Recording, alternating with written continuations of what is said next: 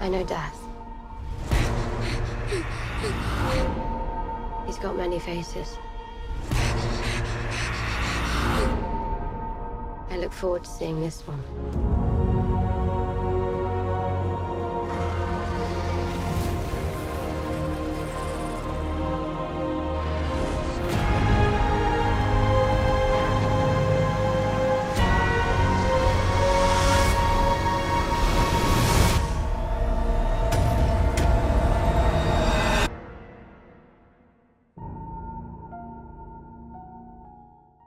Hey everybody, it's Charlie. I've gotten a lot of questions about the Game of Thrones trailer, scenes that look like stuff is missing where they've digitally removed things, pulling a straight up Marvel, just misleading you about what's actually happening in some of these scenes. So we'll break it all down. There's a new round of the book giveaway. All you have to do to enter is be a subscriber and leave a comment on the video. So yes, I do think that there's other stuff happening in this Arya scene where she's running through the hallways. I think there's other stuff happening with the dragons that they don't want us to know about before the season starts. So we'll go through the trailer from beginning to end. There are 3 or 4 really big scenes that I think that they've either removed stuff from or they just haven't added visual effects to yet. They're giving us incomplete versions of the scenes. Working our way down the list, number 4, Arya Stark hiding inside the walls of Winterfell, looking like she's terrified, breathing really heavy, just trying to be super quiet, then making a run for it like she's trying to get away from something or some things. But as we see her run into that open room, there's nothing behind her at all. There's like a little shape in the background that's really dark that's behind her, so clearly she's being chased by something, and you see snow blowing in the windows, so it seems like she's on the upper levels of Winterfell. But I think based on the Arya narrative that they're weaving with the voiceover that they give from her scene where she's talking about meeting death, aka the White Walkers and the Night King, and looking down at the dragon glass, that this scene here is clearly from before the big episode 3 battle when they're preparing, and this scene here of her running through the halls is during the battle when she either loses her shit when a bunch of whites breach the castle or make it up onto the battlements, because we see Brienne's silhouette here hacking away at whites on top of the battlements. Like, this actually does kind of look like her armor here, so it just seems like they at some point make it over the walls. It makes sense that that would happen. And because this really dark shape behind Arya is really close to the ground, it seems like it could be a white that's just loping along, but it's also possible that White Walkers are chasing her, and that's why she's so terrified.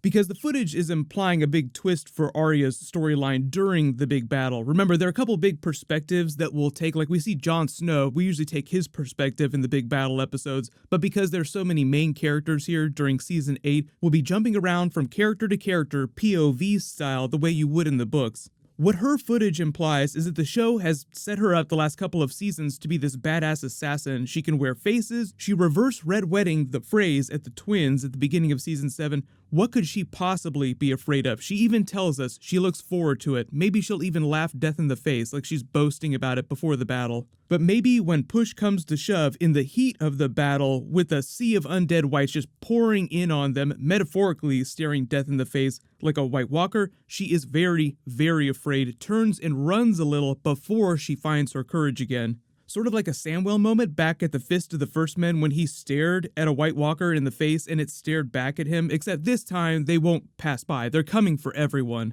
But I made the reference to Marvel Avengers Infinity War trailers where they digitally add things that are fake or they just give you scenes that aren't in the movie at all just to mislead you about what's actually going on. Remember what they did with the Hulk during that movie. They set him up previously to be quote-unquote the strongest Avenger. Nothing could stop the Hulk. The Hulk is not afraid of anything. Then big surprise twist, in the heat of the moment, he loses and then just disappears for the rest of the battle. So it's like giving you this big badass character like Arya, then surprise twist, maybe she's not as badass as you think in the heat of the moment. But I don't think they would throw her completely under the bus, so I think, whatever she is afraid of in the moment in these scenes here, it passes by quickly and then she gets her shit together. My early guess, though, is that the reason why you're not seeing whites chasing her through the walls here or a White Walker is just because they haven't added that digitally yet. They're just giving you footage from before they're done with visual effects because the season won't air for another month or so. 3, this scene of Jon running alone with all the fires around him is actually probably him charging the White Walkers outside the castle walls at Winterfell. The way they cut it makes it seem like he's running with these people into this door here.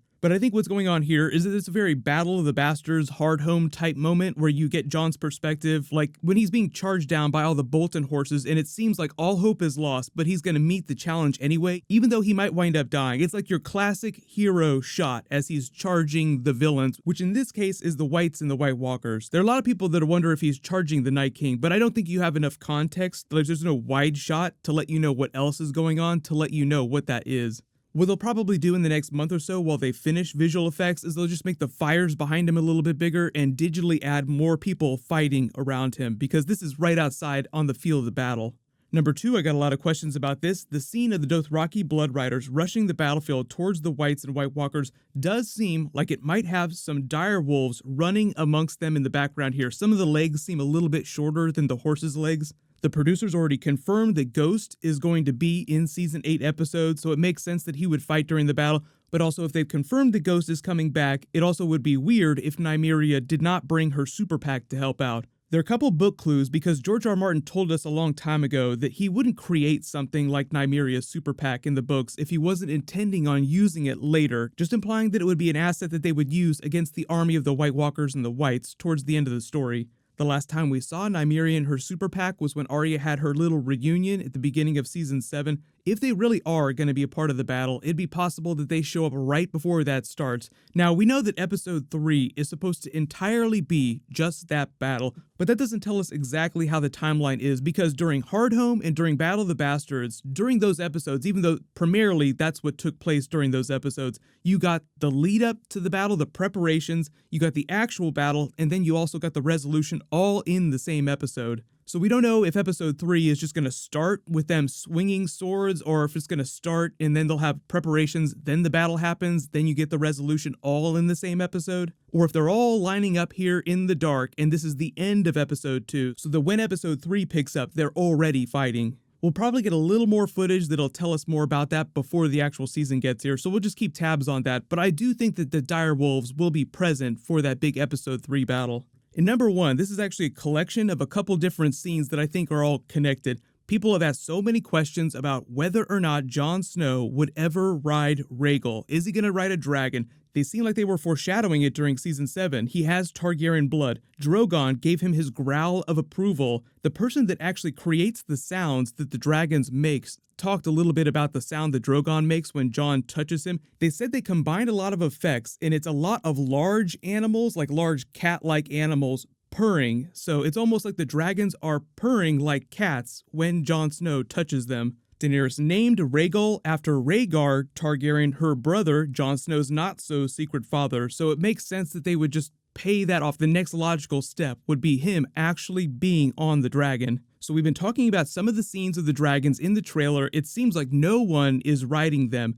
Look at this scene here where they're chasing each other through the canyons. That does not seem like something that the dragons would do on their own, with all this open sky around them. They do fly in loose formation when they're following Daenerys, but otherwise their flight patterns are way less linear. They just, sort of fly around in circles when they're not feeding or when they're not on the ground, sleeping or resting. So early theory, this scene here where they're flying nose to tail through these canyons is when Jon Snow is maybe riding Rhaegal and Daenerys is riding Drogon, and it's either them just having fun or it's her legit teaching him how to actually ride a dragon, and they just digitally remove Jon Snow and Daenerys' little tiny CG models from the dragons so that it looks like no one is riding them. That also makes you wonder about some of the other scenes of the dragons, because there's a lot of the dragons in the trailer with nobody riding them at all, which seems a little bit weird.